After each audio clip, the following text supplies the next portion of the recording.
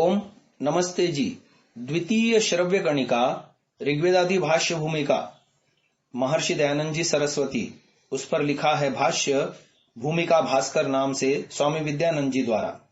हम मनुष्य के विकासवाद की बात को गत श्रव्य कणिका में आपको बता रहे थे कि मनुष्य को विकास क्रम में अंतिम सर्वश्रेष्ठ प्राणी माना जाता आ रहा है।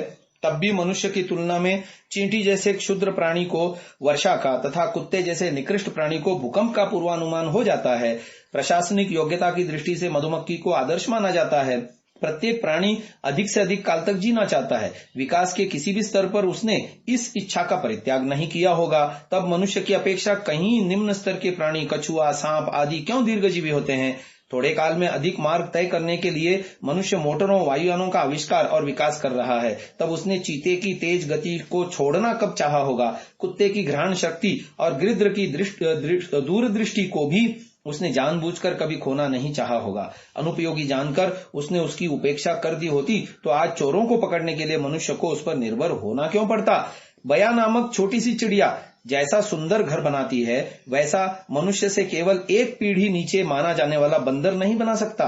पर यह भी सत्य है कि जैसा घर वह लाखों करोड़ों वर्ष पहले बनाती थी, आज भी वैसा ही बनाती है। मकड़ी जाला बनाती है, मधुमक्खी छत्ता बनाती है और फूलों से पराग लाकर उससे मधु बनाकर उसमें एकत्र करती है। किंतु इन्होंने ये कलाएं किसी से नहीं सीखी।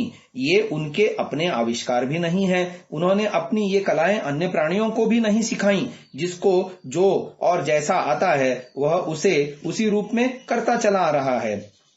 लामार्क नामक विद्वान ने चूहों की दुमें काट काट कर बिना दुम के चूहे पैदा करना चाहा। चूहों की अनेक पीढ़ियों तक वह ऐसा करता रहा, पर बिना पूंछ के चूहे पैदा ही न हुए। हिंदुओं के लड़के लड़कियां लाखों वर्षों से कान छिदवाते आ रहे हैं। हजरत इब्राहिम के समय से यहूदी और मुसलमान खतना कराते आ रहे हैं। चीनी स्त्रियां न जाने कब से पैर छोटे करने का प्रयास कर रही हैं, परंतु न हिंदुओं के घरों में कन छिदे बच्चे पैदा हुए, न मुसलमानों के यहाँ खतना की हुई संतान पैदा हुई और न चीनी घरों में छोटे पैर की लड़कियां पैदा हुई। मोटर आदि का विकास क्रम में उपलब्ध अंतिम रूप लेटेस्ट मॉडल ही बनता है। तब जब मनुष्य जैसा सर्वोत्कृष्ट प्राणी तैयार हो गया तो निचले स्तर के सभी पशु पक्षियों का सर्वथा लोप हो जाना चाहिए था। परंतु हम देखते हैं कि आज भी मछली से मछली, भेड़ से भेड़, कुत्ते से कुत्ते ही पैदा हो रहे हैं। यहाँ तक कि जिस बंदर से विकसित होकर मनुष्य बना कहा जाता है, उससे भी बंदर ही पैदा हो रहे हैं, मनुष्य नहीं। फिर विकास तो विकास है, उसकी कोई सीमा नहीं आ सकती। तो फिर विकास का क्रम रुक कैसे गया? मनुष्य से आगे अन्य कुछ क्यों नहीं बना? इस प्रकार के सैकड़ों उदाहरण दिए जा सकते हैं। अनेकों प्रश्न हैं जो विकासवाद द्वारा प्रतिपादित सिद्धांत के व्यतिक्रम को स्पष्ट करते हैं और प्रश्न ही खड़े रहते हैं। वस्तुतः जो योनियां जिस प्रकार की हैं, वे सदा से वैसी ही हैं और भविष्य में भी वैसी ही बनी रहेंगी। आवश्यकता, तन्मूलक इच्छा, अभ्यास एवं वातावरण या परिस्थिति के कारण उनमें किसी प्रकार का परिवर्तन संभव नहीं। अत्यंत प्रतिकूल प्राकृतिक परिस्थितियों में अनेक जातियां नष्ट भले ही हो जाएं, पर उनमें ऐसा परिवर्तन नहीं हो सकता जो उनकी नैसर्गिक जाति को बदल डाले। इन सब बातों से प्रमाणित होता है कि आदिम मनुष्य ने हीन मस्तिष्क प्राणियों से विकसित होकर उन्नति नहीं की, प्रत्युत वे परमात्मा की विशिष्ट मौलिक रचना थे और आज के उत्तम से उत्तम मस्तिष्कों की अपेक्षा अधिक उन्नत एवं विकसित थे। विज्ञान कहता है कि सर्वप्रथम एक कोश का प्राणी हुआ, पर इस समस्या का समाधान विज्ञान आज तक नहीं कर पाया कि वह एक कोश या प्राणी कैसे हो गया। अमीबा नाम का प्राणी जो एक कोश का देह है, ठीक वही देह अनेकानेक संस्था में मिलकर अनेक कोश युक्त प्राणी देह की रचना करते हैं। ऐसा विज्ञान के लिए भी सिद्ध करना कठिन है। यदि एक कोश का प्राणी आप ही आप उत्पन्न हो सकता है तो मनुष्य भी आप ही आप उत्पन्न हो सकता है। अन्यथा जिस अंतर्व्याप्त शक्ति के प्रभाव से एक सेल का अमीबा उत्पन्न हो सकता है, उसी शक्ति से मनुष्य शरीर की रचना होने में किसी प्रकार की बाधा उपस्थित नहीं हो सकती। वनस्पति शास्त्र के अंतरराष्ट्रीय ख्याति प्राप्त विद्वान डॉक्टर बीरबल साहनी से पूछा गया, आप कहते हैं कि आरंभ में एक सेल के जीवित प्राणी थे, उनसे उन्नति करके बड़े बड़े प्राणी बन गए। आप यह भी कहते हैं कि आरंभ में बहुत थोड़ा ज्ञान था, धीरे धीरे उन्नति होते हुए ज्ञान इस अवस्था तक पहुंच गया जिसको आज विज्ञान पहुंचा हुआ है।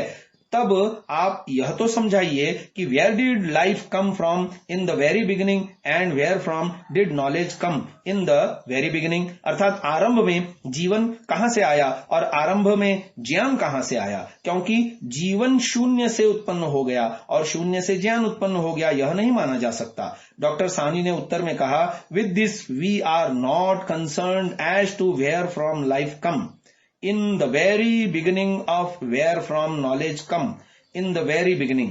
We are to take it for granted that there was some life in the beginning of the world and there was some knowledge also in the beginning of the world, and by slow progress it increased.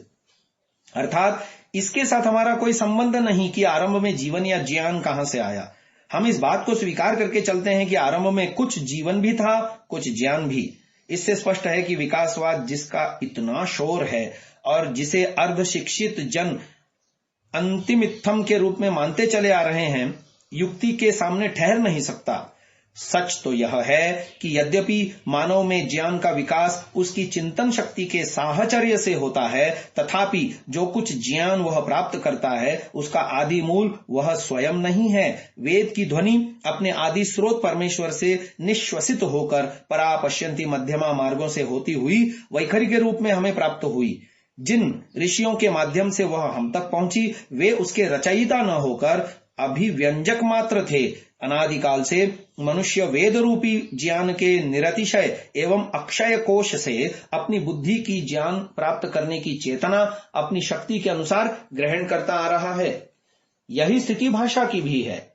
भाषा विज्ञान के सभी विद्वान स्वीकार करते हैं और यह सबके प्रत्यक्ष का विषय है कि मनुष्य भाषा का निर्माण नहीं करता, वह अपने पूर्वज साथियों से ग्रहण करता है।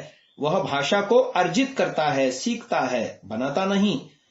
हम अपनी पहली पीढ़ी से सीखते हैं। हमसे पहली पीढ़ी वालों ने उस भाषा को अपने पूर्वजों से प्राप्त किया होगा। इस प्रकार प्रत्येक पीढ़ी अपने से पहली पीढ़ी से भाषा को ग्रहण करती है, किसी अपूर्व भाषा का निर्माण नहीं करती। इस क्रम को अतीत की ओर जारी रखा जाए तो प्रश्न होगा कि आदि मानव ने भाषा का अर्जन किससे किया होगा। उससे पहले तो कोई मानव समाज था ही नहीं जिससे वह भाषा सीख सकता। जब यह सर्वसम्मत सिद्धांत है कि मानव द्वारा भाषा का एक पीढ़ी से दूसरी पीढ़ी को मात्र संक्रमण होता है, उसका निर्माण करने में वह असमर्थ है, तब यही मानना होगा कि आदि मानव ने परमेश्वर हिरण्यगर्भ समवर्तताग्रे ही से भाषा का ग्रहण किया होगा।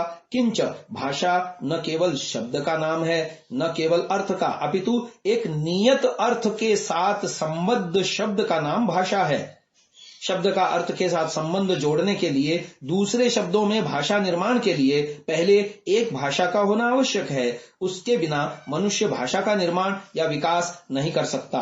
इस प्रकार की भाषा बीज रूप सत्य विद्याओं के समान ईश्वर से ही प्राप्त हो सकती है। इस प्रकार ईश्वर से प्राप्त होने वाला ज्ञान शब्दमय वेद ठहरता है। ज्ञान की परत्र संक्रांति शब्द के बिना नहीं हो सकती। वास्तव में भाषा और ज्ञान का समवाय संबंध है, एक के बिना दूसरे की कल्पना नहीं की जा सकती। तारापुर वाला ने elements of the science of language में ठीक ही लिखा, as soon as a man begins to think, that is to have concepts, he must have a language. तारापुर वाले का अनुमोदन करते हुए मानव विज्ञान शास्त्री एंथ्रोपोलॉजिस्ट R.R. मेरेट ने लिखा है, if language is ultimately the creation of intellect, yet hardly less fundamentally is the creation of language. ये एंथ्रोपोलॉजी पेज नंबर 130। इस प्रकार आदि मानव को बीज रूप में ज्ञान तथा भाषा दोनों का परमेश्वर से प्राप्त होना ही युक्ति संगत है। ज्ञान के संदर्भ में विकासवादी दृष्टिकोण का विस्तृत विवेचन वेदोत्पत्ति विषय के अंतर्गत हुआ है, उसको वहीं क्रमशः पढ़ लेंगे। आज की इस चर्चा को हम यहीं विराम देते हैं। आगे की चर्चा विकासवाद एवं वेदार्थ के ऊपर आ रही है, तो उसको हम कल करेंगे। ओम।